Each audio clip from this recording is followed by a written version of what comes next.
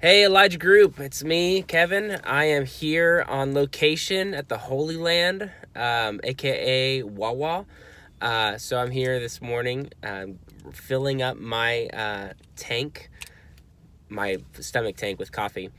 And so I wanted to come here because no reason, I'm just recording here. Anyways, today I wanted to talk to you about the fulfillment of what Jesus meant when he said that I have come to fulfill the law, not to abolish the law. And so what he meant by that is that he came not to discredit all the things in the past that happened and not to do away with them, but he came as the pinnacle moment, the finishing point, the completion. He came to complete everything that was talked about. As you read the Old Testament, you see prophecies about Jesus, and his name, Jesus, is not in the Old Testament, but there's so many prophecies that were written about him that when he came, he fulfilled them all. It's like a little checkbox. Like the Old Testament has all these little check boxes that when you read them, you see, oh, this means Jesus is going to come and check this off. And so when he came, he's like, I have come to fulfill this, check, and this one, check, and this one, check. Hundreds of prophecies that were written about him, he fulfilled all of them. And at the end of the Gospel of Luke, he even says that to his disciples, he says, all these things are written about me in the law, the prophets, and the Psalms. And so every time you read through the Old Testament, you actually can see pictures of Jesus. You can see him throughout all the stories. And so my challenge to you is that when you do go and read through the Old Testament, I hope you're doing that. Maybe you're on a year-long plan. As you read through it, think about this phrase and make it like a challenge, like a where's Waldo? It's a where's Jesus? It's finding Jesus on every single page of the Bible.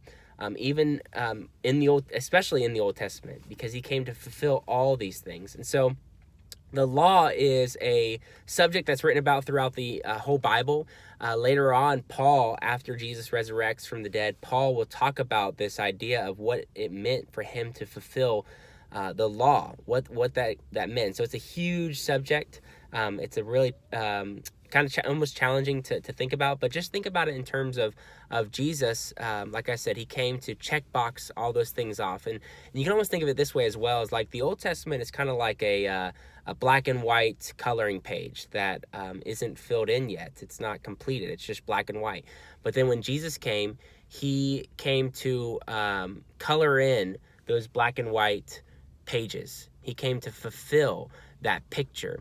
And so now every time you think of coloring pages, every time you color, you're going to think of that, right? You're going to think of, oh, this is Jesus.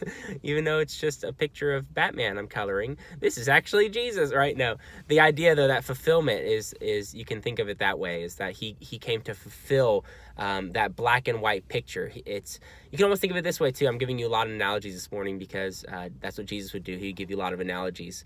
And so you can think of it this way, as like blueprints. Like the Old Testament is like a blueprint of the Bible, right? Or excuse me, it's the blueprint of Jesus. And so when Jesus came, he was the construction of that blueprint. So a blueprint shows you the plans of the building, what it's going to look like, but it's not the building. And so the Old Testament has these plans of what Jesus is going to look like and who he is. And then when Jesus comes, he fulfills those plans. He fulfills the blueprints. And so he is the fulfillment. In other Gospels, it says that he's the Word made flesh. He's the law and the prophets and the Psalms made flesh into human form.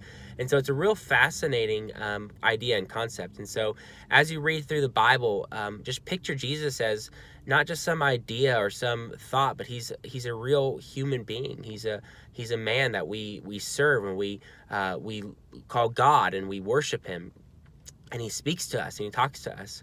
And so later on in Matthew 6, it says that seek first, he tells the disciples, seek first the kingdom of God, and all these other things will be added.